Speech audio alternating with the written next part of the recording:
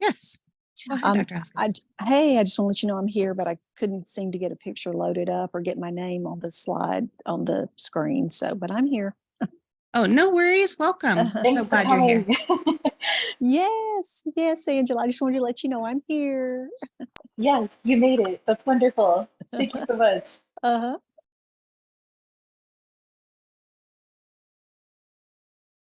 All right, folks. Well, we're going to go ahead and get started.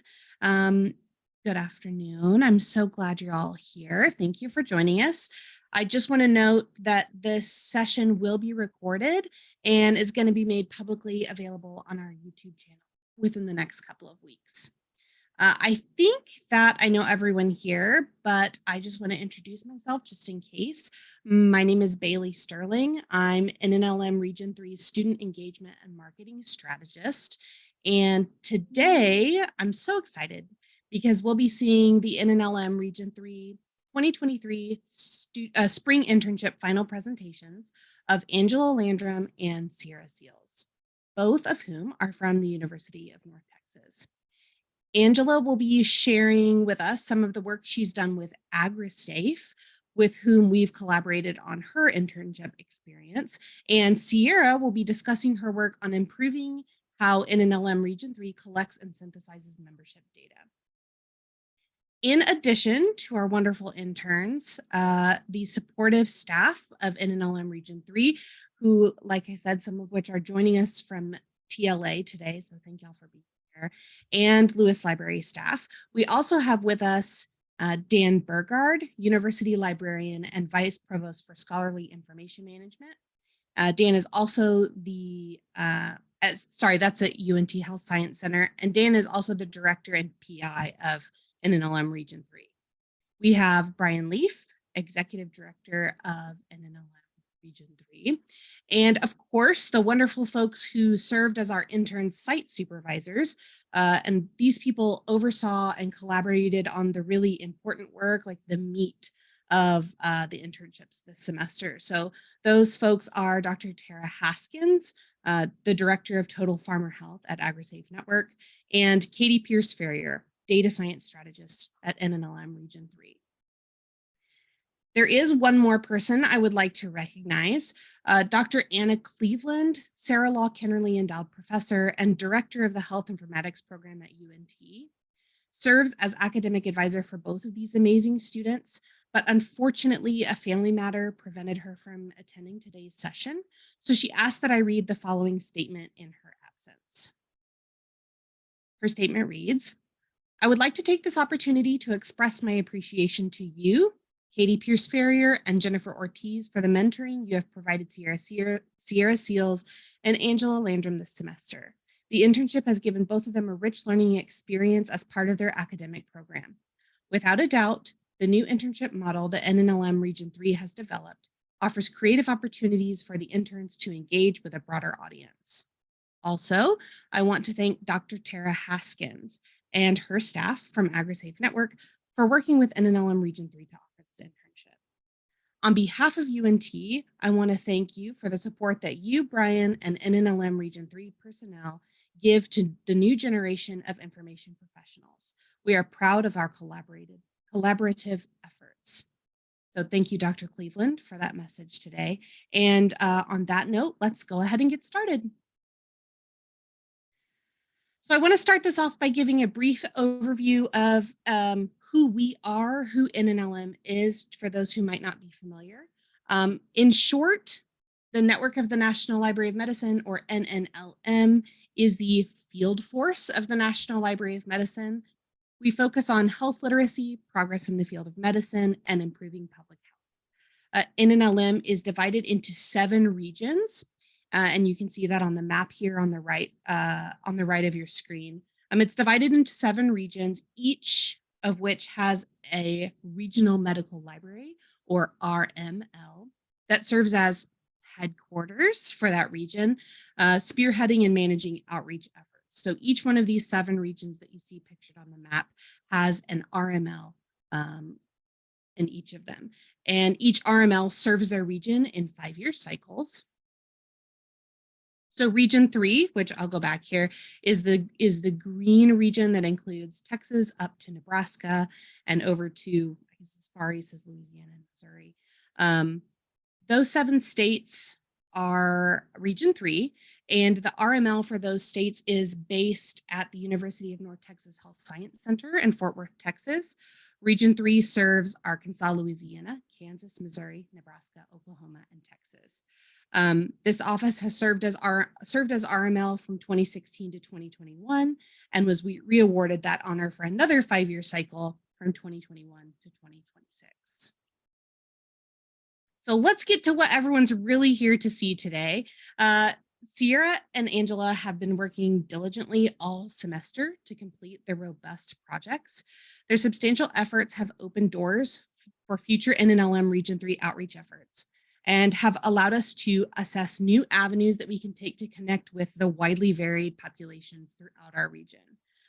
In addition to their professional and academic responsibilities, they have consistently met with Region 3 and, in Angela's case, AgriSafe staff to carry out their internship duties.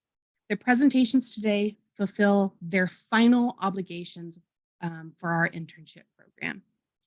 These presentations will be immediately followed by a Q&A session, so please feel free to type your questions into the chat as we go along, and we'll field them to the presenters after their presentations.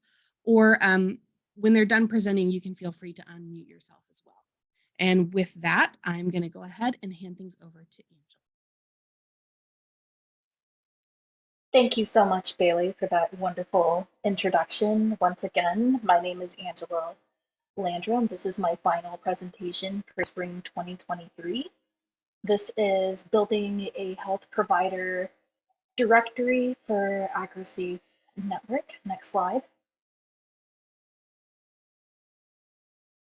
A little brief introduction about me. I'm a UNT student. I am doing a Master of Science in Information Science and Healthcare Informatics at the University of North Texas. I'm also a licensed mental health and substance use counselor in the state of Texas. I have a master's in clinical psychology from UT-RGV. I have been in practice for about 6 years, and I also have additional experience in several other sectors as well, including research, technology, and teaching. I was born and raised in rural South Texas, so the Rio Grande Valley. I lived in other places as well in my lifetime. I am currently living and studying in Galveston, Texas, where I like to spend time at the beach, spend time with my family, including my 2 dogs and my husband, and I like making art and being creative. Next slide. A very, very special series of thank yous to all of these wonderful people who were supportive and helped me with this presentation. Very special shout out to Bailey, who provided some wonderful feedback on my presentation, Dr. Cleveland, who encouraged me to apply to this wonderful internship opportunity, so thank you so much. To my husband and fellow library student, Jason Landrum, thank you so much for your love and for your support. Everybody at AgriSafe Network has been wonderful to me as well, so thank you so much. Everybody at NNLM, everybody at UNT, too many people to thank, so thank you all. Next slide. So some brief learning objectives for what I hope to achieve with this presentation. Kind of talking about what makes a provider directory, what does it compose of, what are some of the components of one. Also kind of talking about the importance of healthcare provider directories for specific populations. I also want to discuss how to identify specific challenges for end users and people who are listed in healthcare provider directories, and also how to evaluate healthcare provider directories for appropriateness and effectiveness as far as tools, solutions, etc., and some challenges for building a healthcare provider directory. Next slide. What is on the agenda for today? I'm going to start off with a brief exercise that I hope will be a little fun and engaging for everybody, an overview of AgriSafe Network, what they do, what FarmResponse is, an overview of healthcare provider directories and what they do, why we need a FarmResponse provider directory, building the FarmResponse directory and what that process was like, some additional considerations in future planning. So I will be staying on board with AgriSafe and I will continue to work on this project particularly as well. Also, I want to share some insights, some challenges, some lessons learned as I built this directory for AgriSafe. Next slide. So I'm going to start off with a few scenarios. And as I ask each question, I would love if people would type their answers in the chat. And I'm going to ask them one by one, then pause, then allow people to respond. So that is what we're going to do with this. So I want you to imagine this. You're an agricultural worker or producer. So you're a farm worker, or maybe you own a farm, or you work on a farm, or you live on a farm or a ranch, and you want to talk to a therapist or a mental health counselor, particularly about work stress.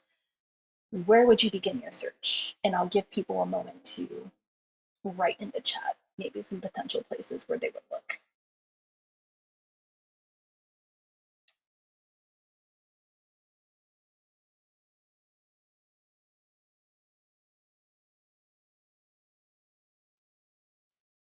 Or you can speak if that's easier too. Yes, okay, Google.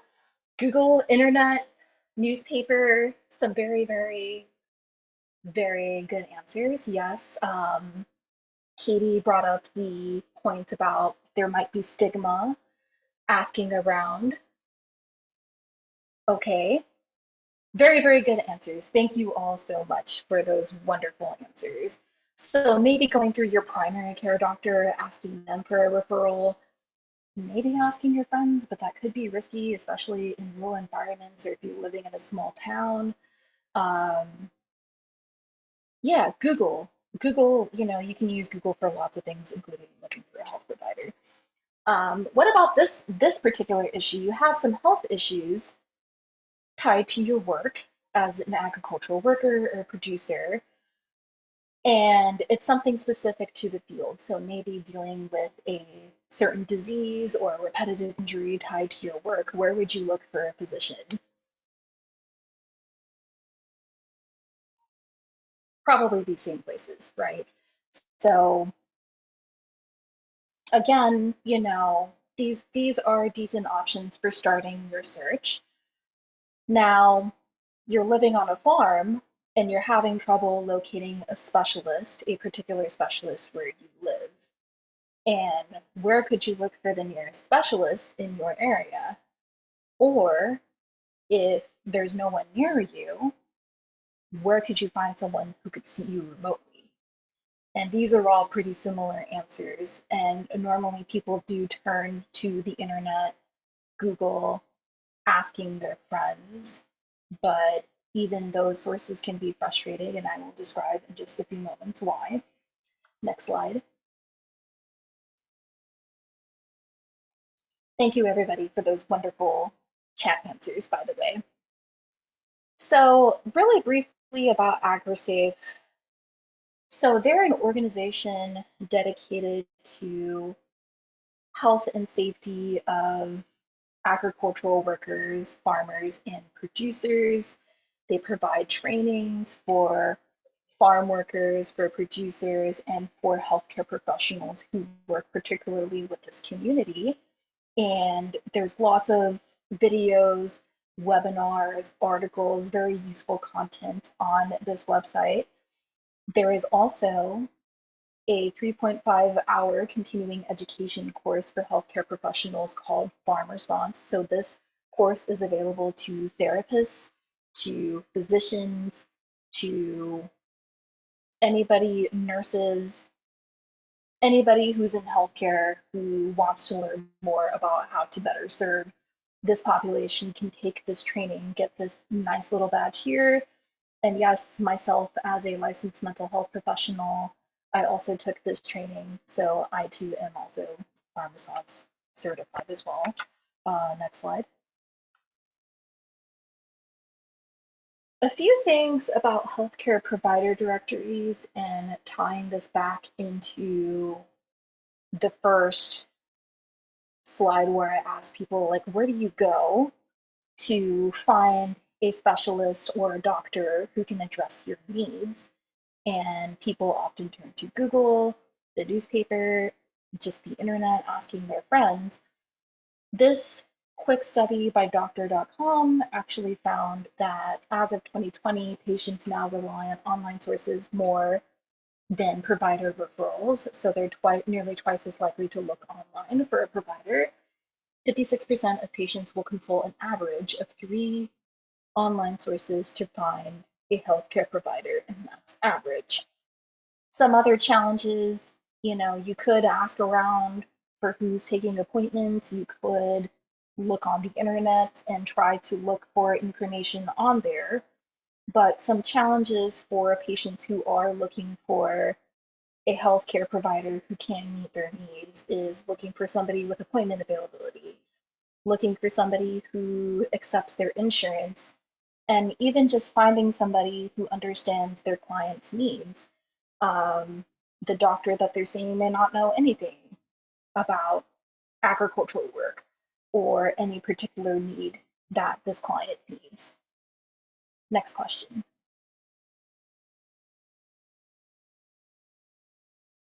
So, what AgriSafe wanted me to do, they have this training called FarmResponse, and they wanted to create a centralized location where agricultural farmers and producers could more quickly find a healthcare provider who is skilled in some of their needs.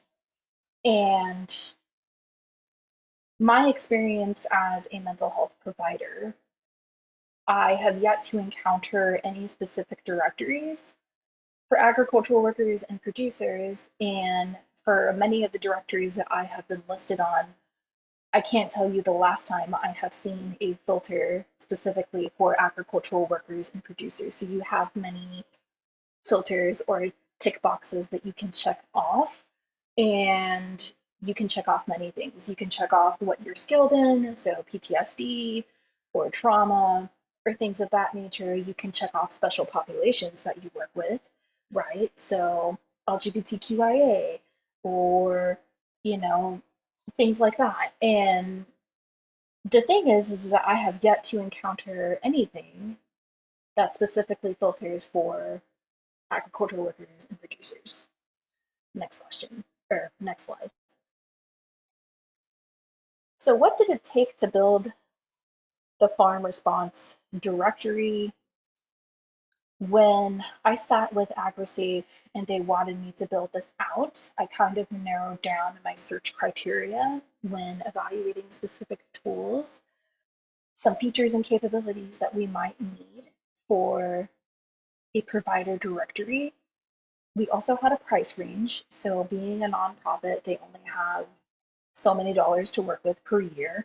So we wanted to find something that was cost effective and also something that would allow us to have the right amount of support.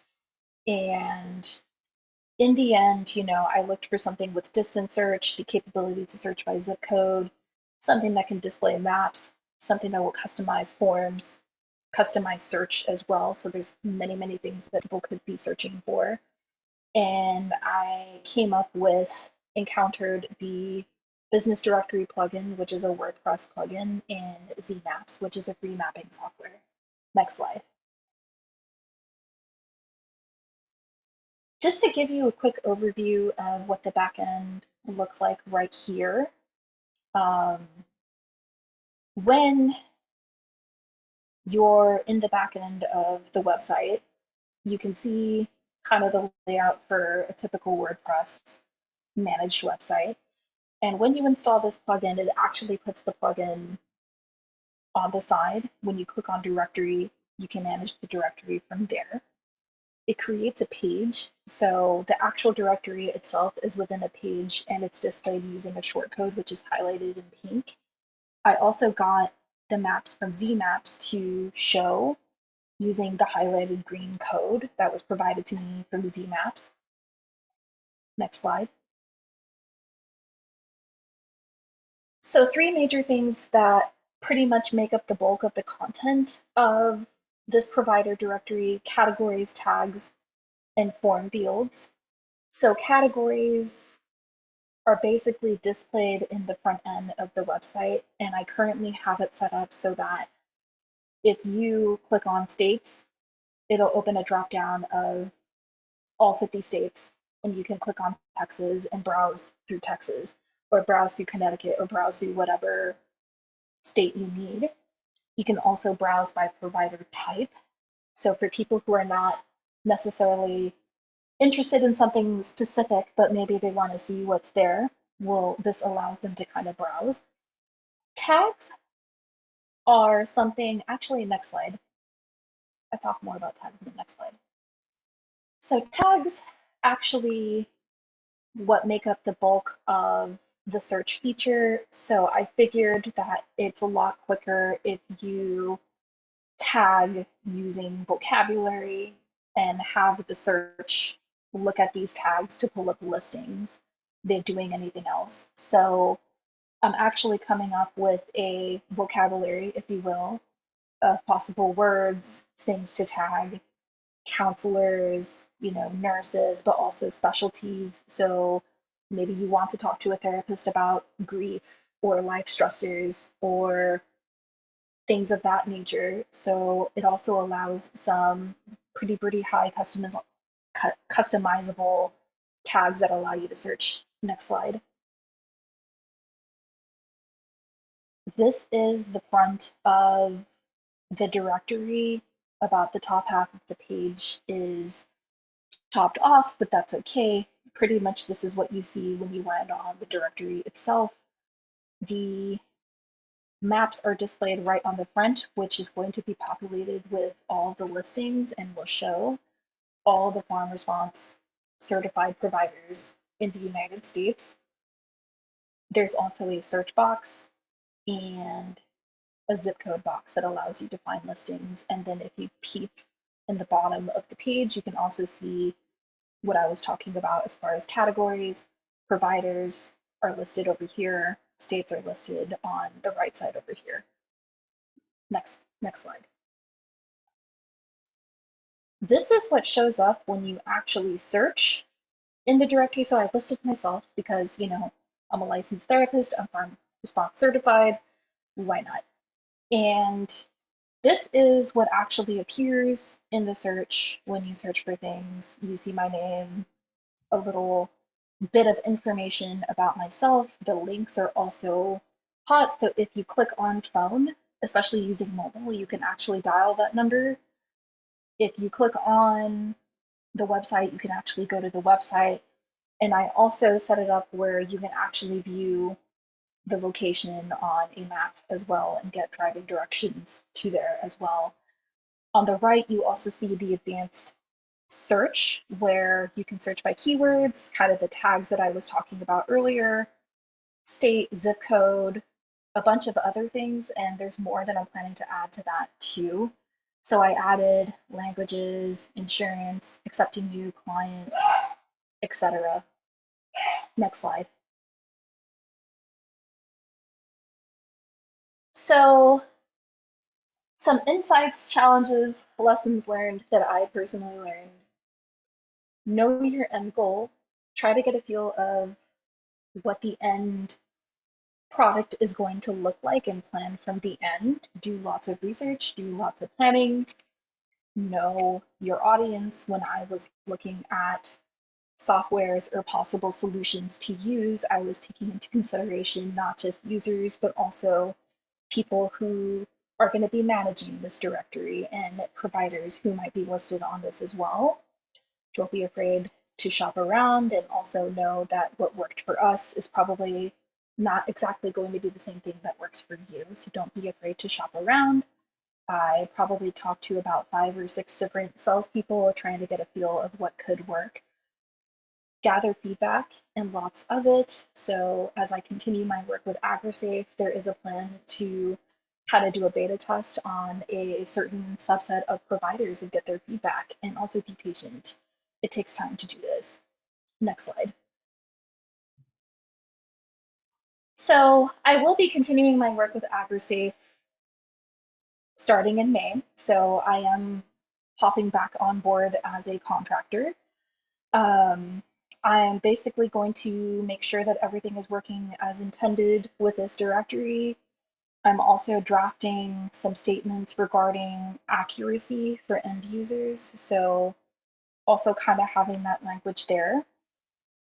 Also some guidelines for verifying provider credentials, because not everybody knows where to go, and I am drafting up some documentation on that as well, because I know how to do that, but not everybody does. Soliciting feedback from users and providers, and also everybody else who will be working on this directory. Also some guidelines for tagging entries, kind of going back to the search feature and what I was talking about earlier. So somebody may search podiatrist, but somebody else might search foot doctor. So taking those things into consideration. Also communication standards for users and providers, making sure everybody is being civil and polite, and also when people are reaching out to providers that they're getting timely responses as well. Next slide. Here's my contact info if you want to contact me. My e-portfolio is right there if you want to see other work I have done. My personal website is also there, and there is my LinkedIn if you want to follow me on LinkedIn. Next slide. And those are my references as well. Yes, I already have one question. Katie, that's a very good question. So most of these directories do have documentation on how to do things. I may have watched a billion tutorial videos on how to construct certain projects on different softwares and things like that. I know Business Directory plugin has some pretty good documentation as far as putting together forms and stuff like that. As far as digital literacy skills as well, I'll come back to you on that. I think it really depends on what specifically you're hoping to achieve or learn.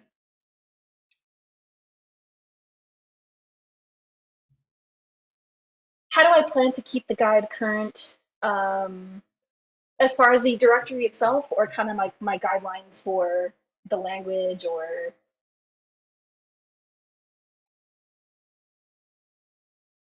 providers? Okay.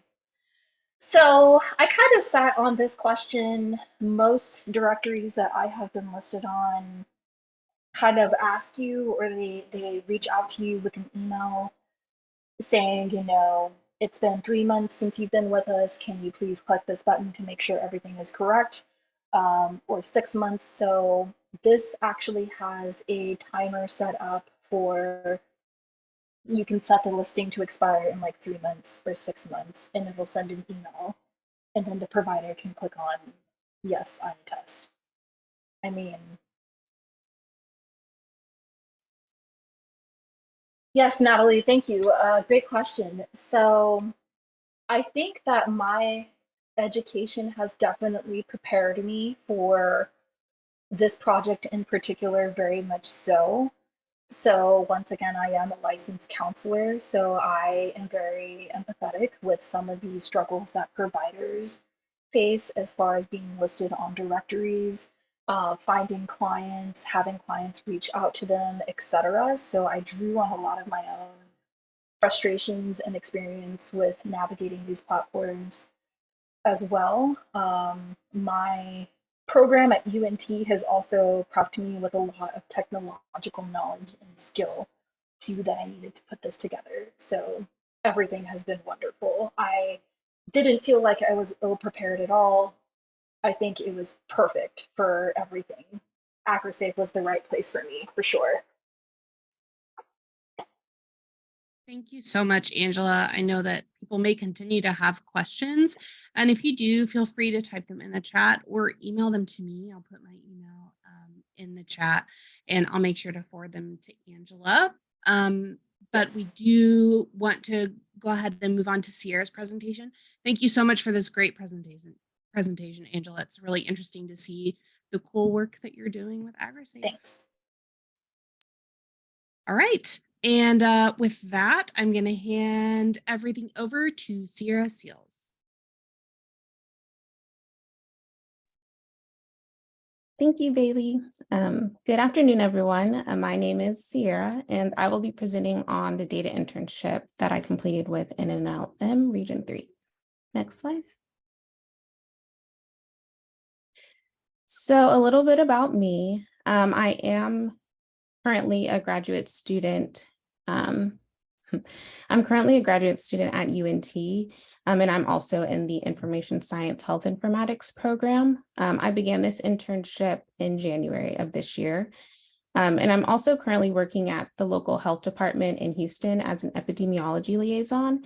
And I've also started working on a research project through the Medical Library Association. They have a Research Training Institute program. And just a little bit about me in my spare time, I do like to read, paint, and look at alpaca videos. And next slide. So I would like just to take a moment to acknowledge just a few people. Dr. Anna Cleveland, of course, Jen Ortiz, Katie Pierce-Ferrier, and Bailey Sterling. They've been so supportive and instrumental during my internship, and I truly do appreciate all of you. And next slide. So today I'm just going to be going through the user survey, the development of visualizations using Tableau Public, as well as insights and challenges that I learned during my internship, the thematic coding project that I did, the results of that project, and then I'm wrapping up with my internship summary. Next slide. So what is the NNLM Region 3 user survey? So this user survey is sent out to individuals who receive the NNLM Region 3 newsletter.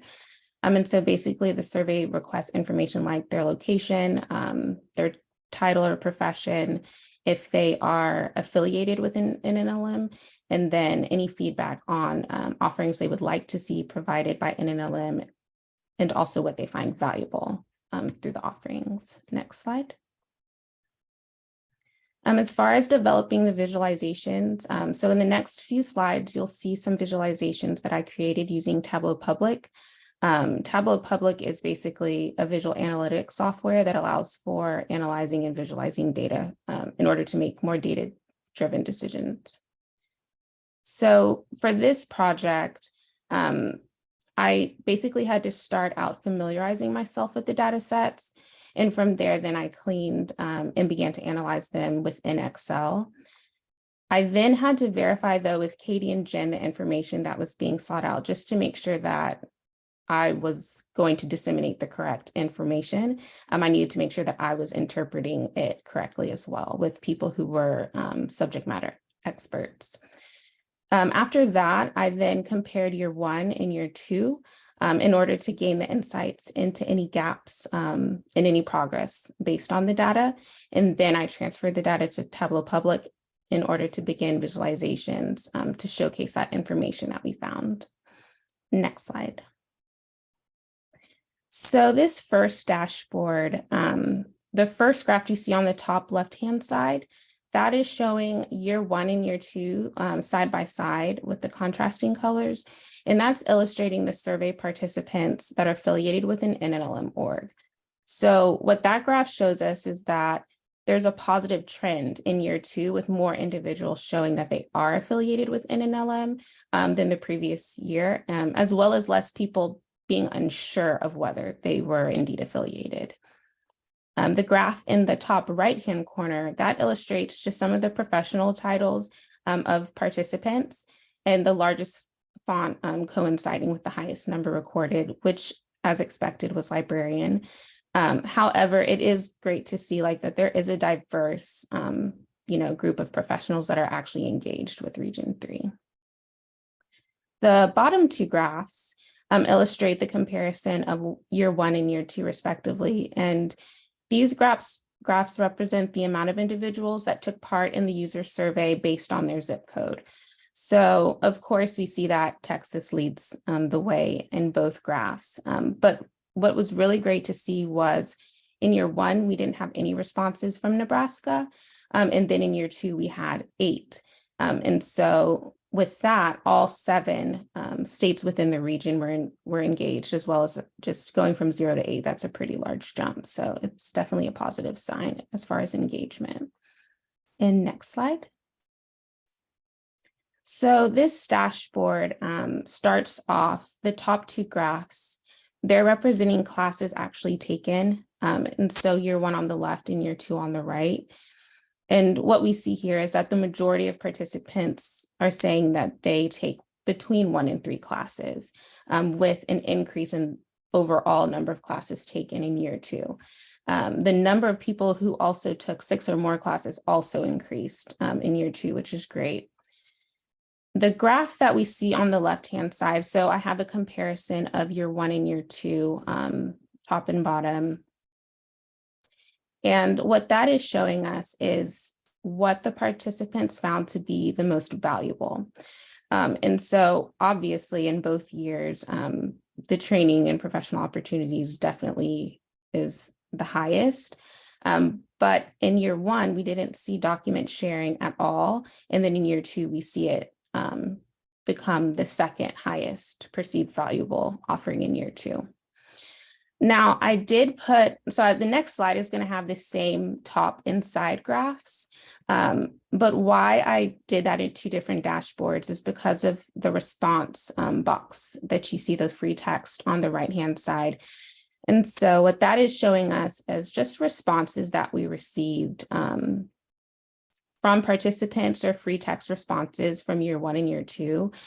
And the great thing that we found out through these responses was that there's a difference. So year 1, they're saying certain things, and you go into year 2 and it's changed.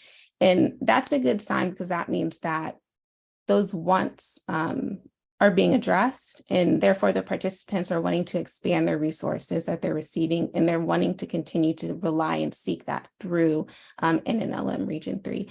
And so you can go to the next slide and see the other responses on this one. And next slide. So as far as insights and challenges, I learned so much during this internship, but a few of the key ones were reproducibility, time, and data interpretation. So as far as reproducibility, it was definitely a key component to improving and reaching an organization's goals. That was very clear.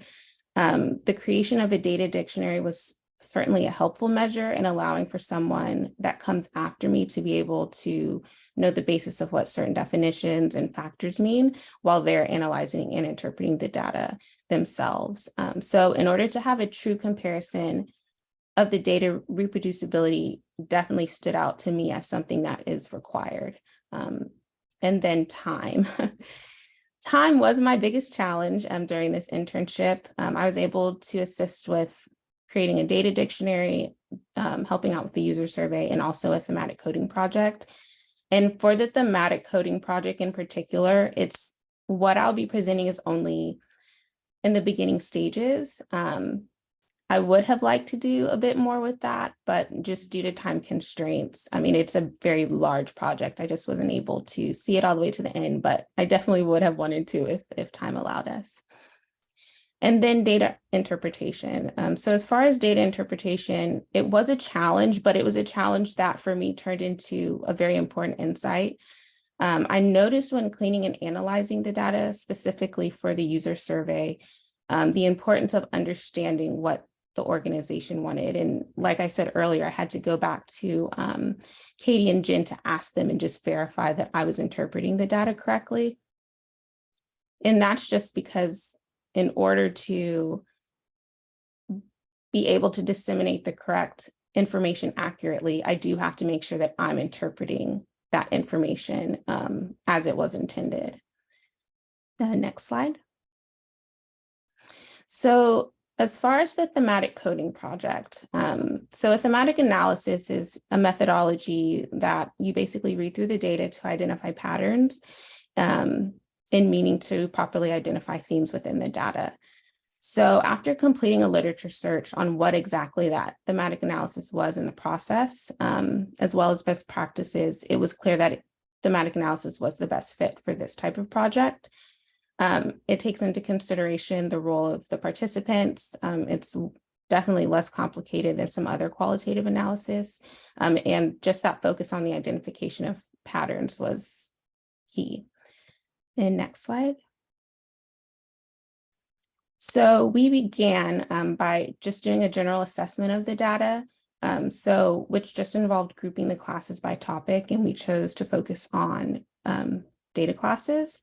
And then we had to choose a tool, and we decided to go with Delve just because it was very user-friendly and it already had like a built-in analysis software. So the thematic coding process is basically you creating a code book. After becoming familiar with the data, you collate the codes or group them together, and then you group the codes into themes. And then after reviewing the themes, you might revise them, create subthemes, etc. And then you disseminate that information gathered from the patterns that you've identified from those themes. Next slide. So as far as results, so the thematic coding data came from the REDCap NNLM training survey. So it covered year 1 and year 2 classes from October 13th, 2021 to January 31st of this year. And because we only chose to focus on data classes, it was 8 classes total with 229 survey responses. And the focus of the questions were, please tell us more about how you plan to use the information gained in this training and what was the most useful aspect of this training and why. And so 12 themes were found in total after completing the analysis, but the top 3 themes that we found were the output, create actions, learning awareness, and data services, which you can see on the table to the left. This information is extremely valuable as it allows for the organization to gain insight into what exactly their participants find most helpful when they're engaging in these trainings. And next slide. So in summary, this internship, it's just been extremely eye-opening, not only giving me insight into just how much fun I have doing this type of work, but also just about things like the importance of data integrity and reproducibility in order for someone in my field to support an organization's success. This internship has afforded me so many opportunities to sharpen my skills, to learn, to apply new skills. I was able to attend so many webinars that I would not have known about related to my specific field of interest. But one of the opportunities that has had probably one of the biggest impacts on my career decisions moving forward after this internship was the NIH data curation workshop that I attended a few weeks ago. And I was able to, just because Katie made me aware and she really pushed me to apply. And I will forever be grateful for that because it was an absolutely amazing experience and I learned so much, and I'll be able to take everything that I've learned from there and from this internship with me as I move forward in my own career. And with that, we can go to the next slide for any questions.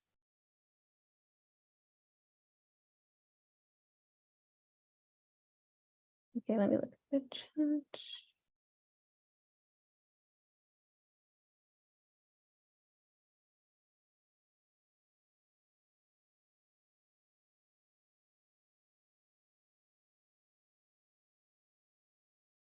Ciara, it looks like someone has asked for you to explain more about the NIH curation workshop. Oh, okay. Yes. So it's put on by their data curation network. And so basically it's like a 2-day workshop, and they go over all of just what is best practices for data curation, addressing like issues, whether they be ethical issues, so on and so forth. And they give you the tools and step-by-step approaches to make sure that you are being an ethically sound and efficient data curator for whatever type of organization that you're working with. And then also I will be working on a primer with the group over the next 6 months to a year, I believe. And I think we're actually going to do a red cap, going over red cap. So yeah, it was a great opportunity. I think it was about 30 participants you had to apply. And we went to Bethesda in order to complete that. It was really great. And Katie said, as you look at the data. Yes, that's it. Yes, Natalie, that's it. I'd highly recommend it. It was really awesome. And you meet so many different people from so many different backgrounds as well. As I looked at the data, was there anything that surprised me?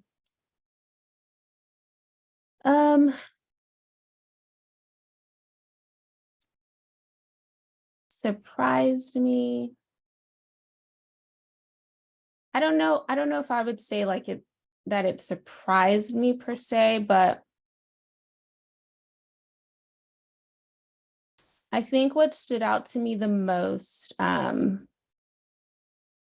would probably have to do with the thematic coding and those top 3 themes that we saw.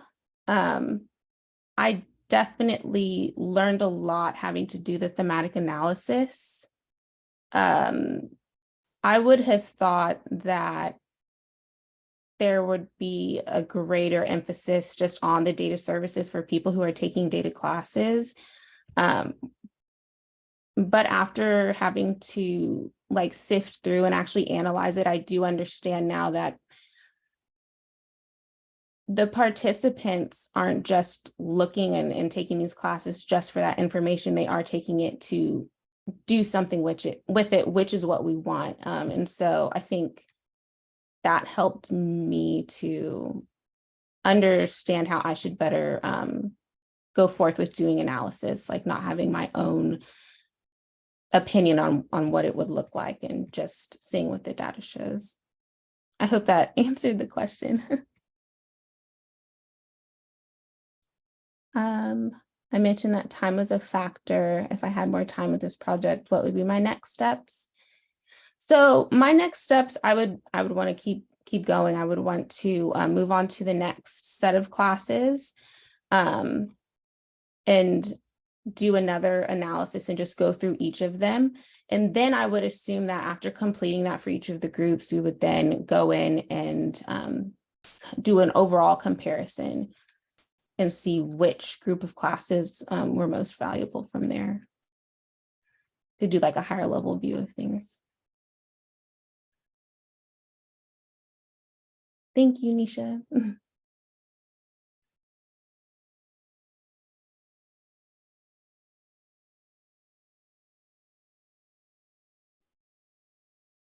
All right. I don't think If there's no other questions, thank you so much, Ciara, for that wonderful presentation. I know that we'll continue to use or to build off of the work that you've done over the course of the semester to make our the way we use data. We're going to use it better. And so thank you for all the work you did to kind of set that off.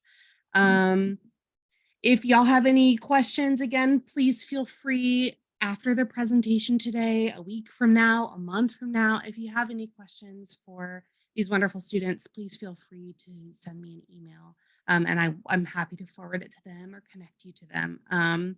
But I just want to take a second to say, like, it's official, Angela and Ciara, you did it. Congratulations. You've completed your internship as far as NNLM Region 3 is concerned, and you both have done an outstanding job.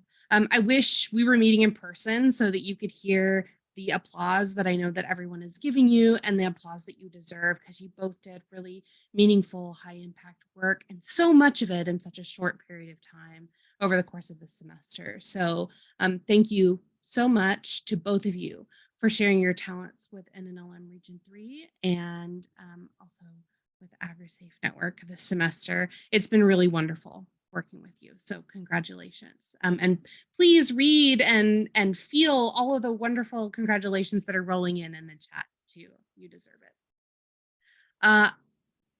We are, of course, also grateful to Dr. Cleveland from UNT and our friends at AgriSafe, Natalie Roy, and Dr. Tara Haskins. Without these fantastic folks, this internship would not have been possible. So thank you to the three of you as well, truly. Although formal internship activities have officially come to a close, we look forward to collaborating on future projects with these students and with these partners. I hope that you're able, students, to take a moment and take a deep breath and celebrate all of your accomplishments. So before we do depart, I want to share with you some student engagement opportunities that we have coming up. The first of which is the Student Development Award. This award funds student attendance and presentation at regional conferences and professional development with Region 3 staff. So if you scan this QR code on the left, you can access more information about that award. Graduate students are encouraged to apply, and the due date for applications is May 1st. So we still have a little bit of time left, and I'll put the link in the chat. And then also just a reminder that this internship experience or similar internship experiences, we do open up 2 internships every spring. So applications for those open up in the fall, and they give interns opportunities to work on really unique, interesting, and varied projects, kind of depending on their expertise. These internships and awards are available for students living in and or attending school in one of Region 3's 7 states, which again is Arkansas, Kansas, Louisiana, Missouri, Nebraska, Oklahoma, and Texas. So thank you all for coming today. Congratulations again. Clap, clap for these wonderful interns. And if there's no further questions or comments, please feel free to go and have a wonderful week. Thanks, everyone.